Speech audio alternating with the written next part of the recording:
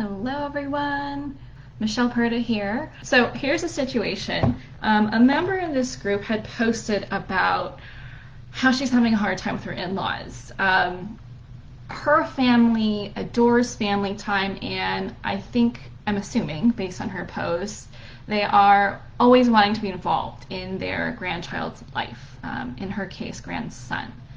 Whereas her in-laws are the opposite. They're very hands-off, and I guess they were invited to a family vacation, and they chose to stay for a short amount of time, which she doesn't understand why she would want limited time with their grandson.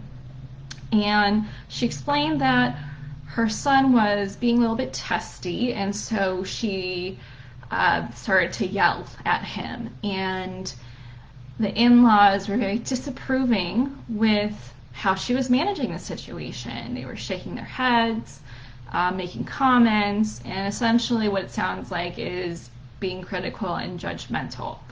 And so she tried to explain what was going on, that her son was testing boundaries and that she had just about lost it. And they proceeded to tell her what she should have done and were disapproving. So she got upset and told them that she doesn't need them to tell her how to parent, and she left because she was upset. And then the in-laws made a big deal out of it and said, we want to leave. We want to leave this vacation. We want to cut it short.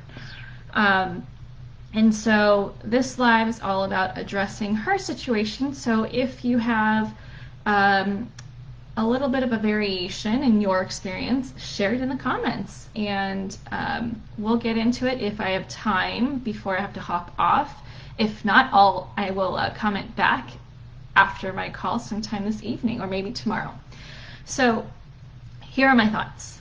Okay, I actually have a client, as well as my own personal experience when it comes to grandparents wanting to spend less time or showing less desire to spend with the grandchildren than you hoped for.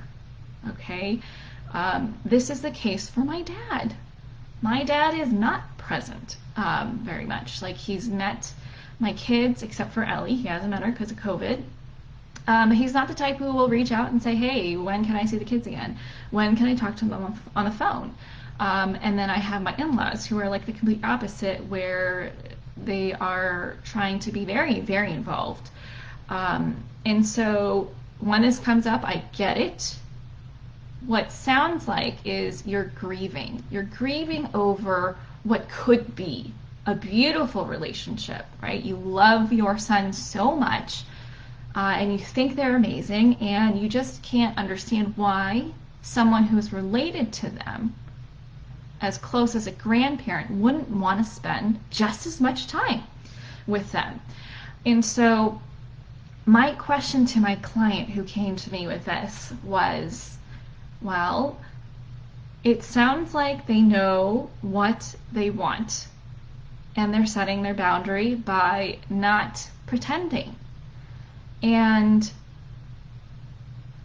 in this situation, you have to ask yourself, would I rather them feel forced to hang out with my kids, or would I rather them show up when they want to and be genuinely happy to be there with the time spent, and forget the expectation of, why don't you call more? Why don't you show up more? Why don't you do more for them? When you're coming from a place of expectation, that's putting a lot of pressure on someone else for how you want them to be, versus them wanting to show up however they want to be. So what if you removed that expectation of them and appreciated the time that they did want to spend with them, right? You alone know how amazing your son is, so you don't need them to validate how awesome he is. It is their loss if they don't want to spend more dedicated time with your son. Now, when it comes to how they reacted to her with how she was choosing to respond to her son not listening and making things more challenging, I have had a lot of experience with this because my mother-in-law is the most patient, the most child-loving person I have ever met. And she often takes the side of the underdog, in this case, the children. And so she's working on it, judge me and my husband so much. So I get it. I get where the anger is coming from. I get where the frustration is coming from.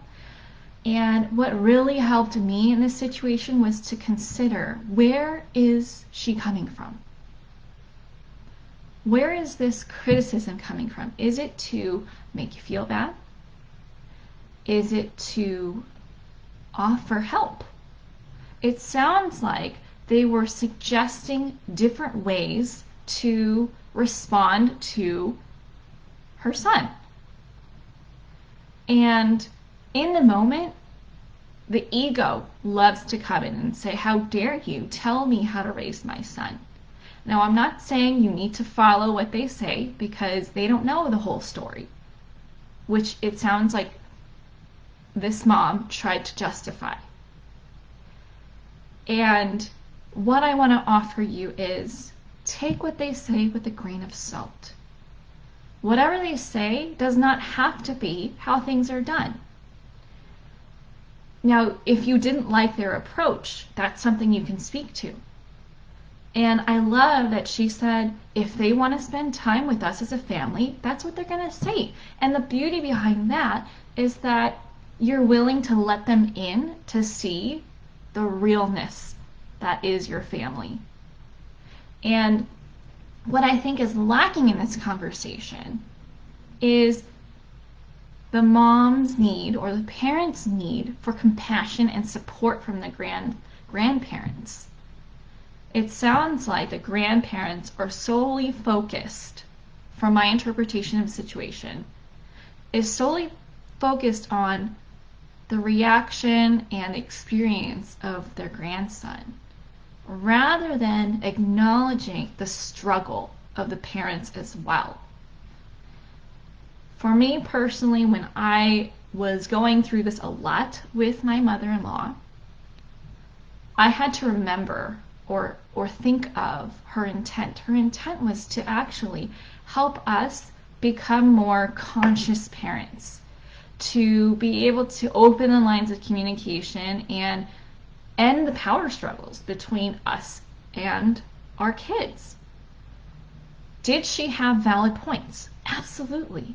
Did I want to hear it in that way? Hell no, because I felt judged. I felt like I was a bad mom, even though I knew that I am a good mom. And so what it came down to was having that heart-to-heart conversation and really acknowledging where she's coming from and get curious about what was she trying to communicate, because this is what you heard instead.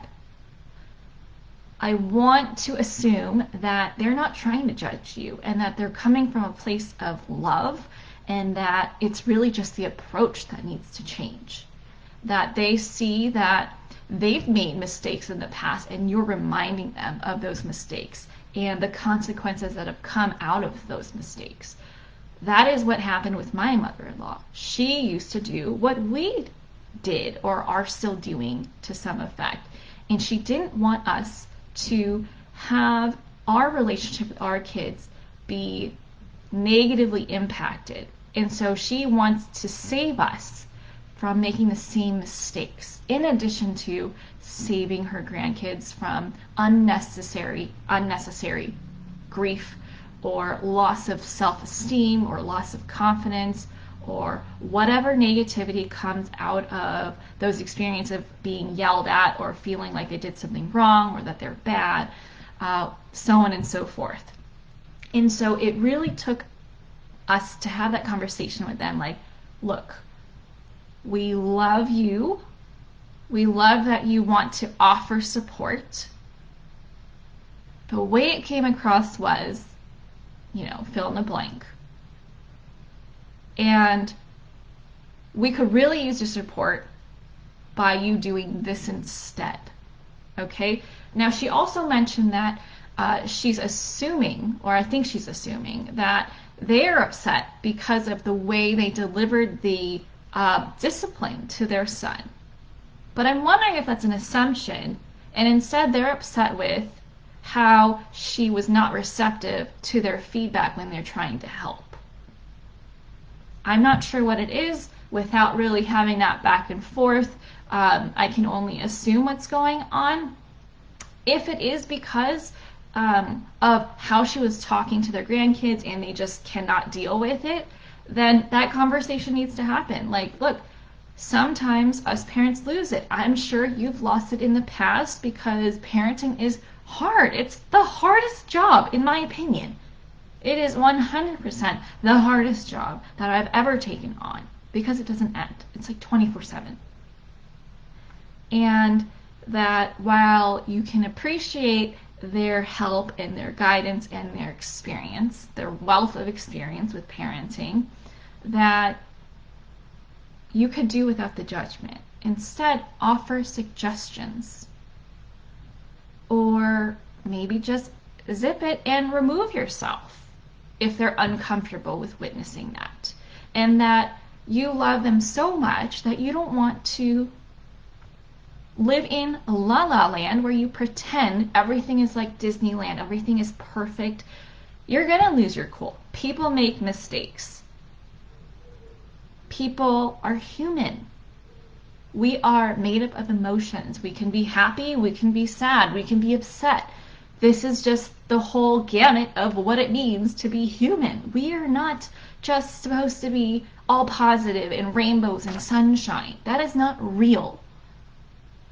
Okay, so if they want the picture perfect experience, then perhaps a vacation is not the right thing with them. Or a vacation where you stay at different houses is more so the perfect thing, the perfect scenario. And so I want to challenge you to think about what their intent is and where you can put yourself in their position. And also get clear on what your boundaries are. What is it that you want going forward? How do you want the dynamic to be going forward so that you guys are growing together? So that you're giving them an opportunity to support you without the criticism. So that you can receive it better and take everything they say with a grain of salt and then go back to your husband and decide together as a team how you want to move forward. At the end of the day, you're the parents. You do not have to justify what you do. You just do it.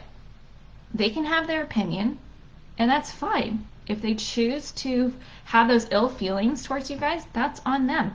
And you can decide whether you want to spend less time with them or curate how you spend time with them.